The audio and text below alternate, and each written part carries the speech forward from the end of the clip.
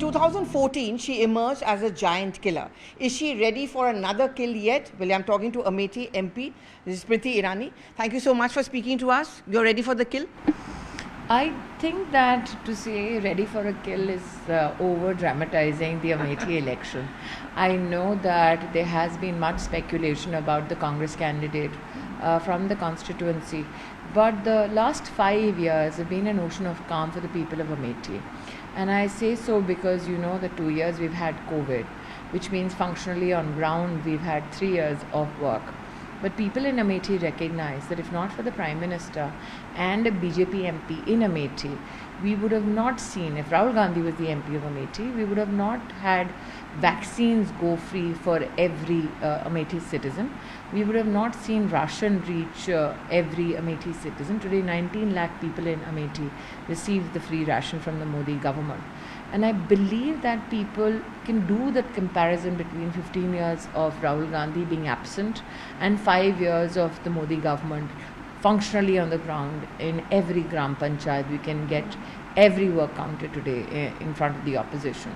So given that we've had a volume of work done here, given, like I said, it's an ocean of calm, because if you drive 40 minutes from here, you'll come to a place called Shukla Bazaar in Jagdishpur. In 2016, I can recall an incident where they would not allow Bhagwat here in Shukla Bazaar. People would literally, and people who were either the supporters of Congress, there were some who were office bearers of the Congress party. They would come beat up people who would do Bhagwat. We have a BHL road number 1 here, where young girls coming back from tuition classes used to get harassed, literally have their dupattas pulled. Now that is an era during the SP government when Rahul Gandhi was the MP here. Post the BJP government coming into the state, post me becoming the MP of Amethi, we've not had such incidents in Amethi. So that's why I said that for people, it's not only the 1.5 lakh families who've received electricity for the first time.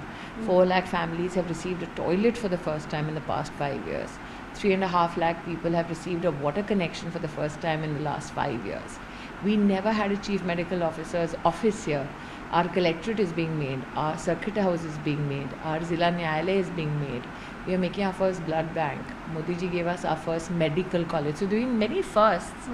But it's surprising for the rest of the world that wasn't Amethi supposed to be this whole VIP constituency where, we had so many people who were aspirants of the Prime Minister's office or Prime Ministers themselves. So for people on the ground, it is the Modi factor that is working right now. And that is why I'm not getting very super excited as many of my media colleagues are about who the Congress candidate is going to be. But do you think the fact that they have been maintaining this delay and the suspense is a tad unfair? Historical.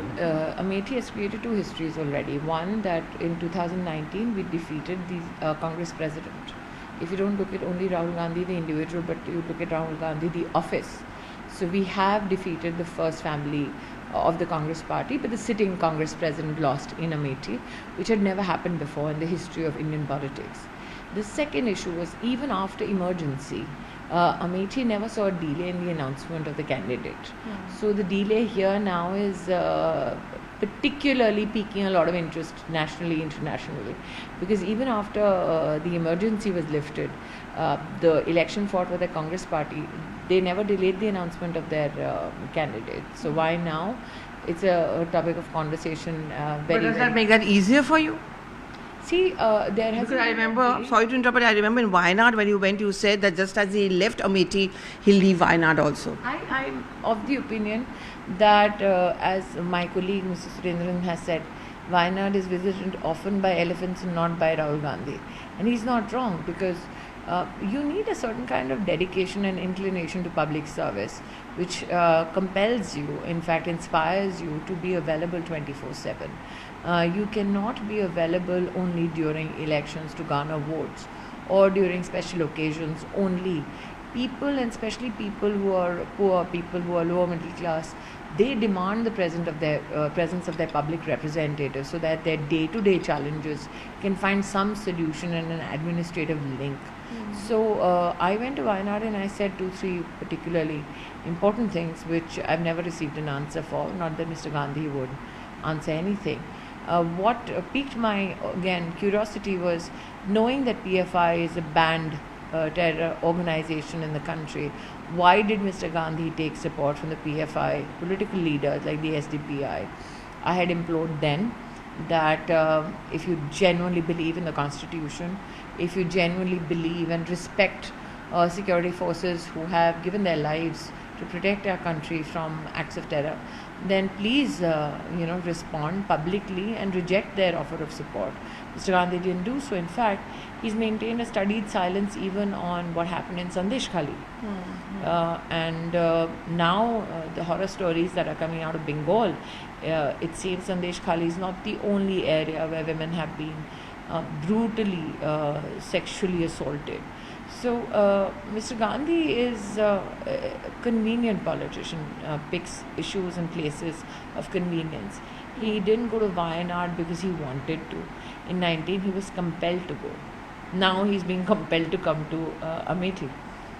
And let's go to the big interview we had of the Prime Minister, and he's made some very important points. He spoke specifically about UP, where he mocked the SP Congress alliance, the fact that in the Samajwadi Party, the families now come across to contest, and the PM also says that you look wipe out ho jayenge Uttar Pradesh, SP and Congress. I think that I will not kind of add. I think Prime Minister was very clear in his position, and he's very delicately described the political situation in UP.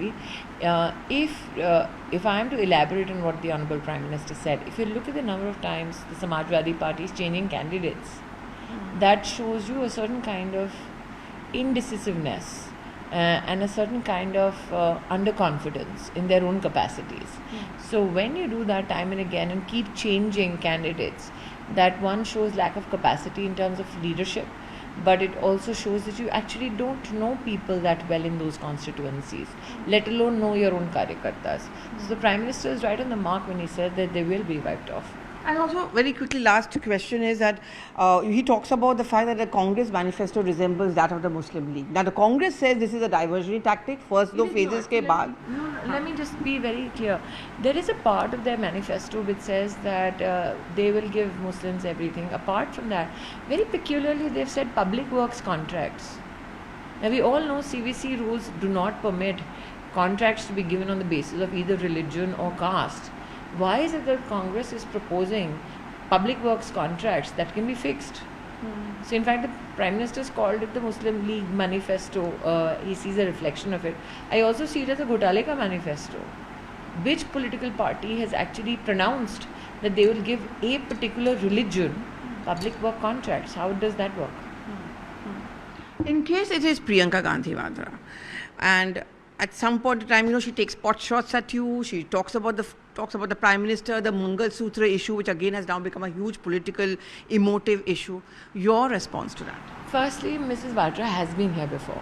You forget that she was in charge of UP, especially in the Vidhan Sabha elections. Yeah.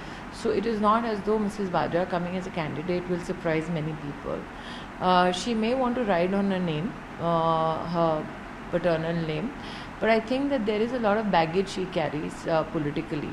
And insofar as firing salvos, I don't think I'm somebody who's shying away from responses. Though my responses will be steeped in political and hard facts, it may become a bit embarrassing for the family to come back here and then withstand the pressure of the comparison of my 5 years of work and their 15 years of absence. And the Mangal Sutra thing that she talks about, that my mother gave. Like I said, I will save all my salvos, which will be quite embarrassing for the family when they come here. But she said it now at a public platform, taking portrait. So if you're saying that she's going to be the candidate from Amethi, if you're declaring that, then please be ready for some fireworks from here. Because not only will such salvos will be responded to, but the fact that the family has been absent. See, one of the greatest indications, if you truly considered Amethi your family, they would have been here around Corona. I was here on the ground. I was amongst people, including there are many congressmen and women who needed help. I was the one helping here across political lines. So somebody who cannot take care of their own karyakartas in Amethi, I'm very well prepared for any member of the family to come here. Robert Vadra, he's saying. Anybody. What do you make of the fact that Robert Vadra is open about कि people of Amethi want me to fight? It is for Mrs. Gandhi to decide whether her son-in-law is capable or not politically. It's not for me to decide. You cannot deny the fact that Mr. Vadra evokes not sympathy, not empathy, not curiosity, but genuinely mockery when his name is taken. Nobody in this country can deny that the understanding about his persona is that he emanates from a position of corruption. But like I said, it's for Mrs. Gandhi to decide whether her son-in-law is capable or not capable. It's not for me to decide at all. Thank you very much for speaking to CNN News 8.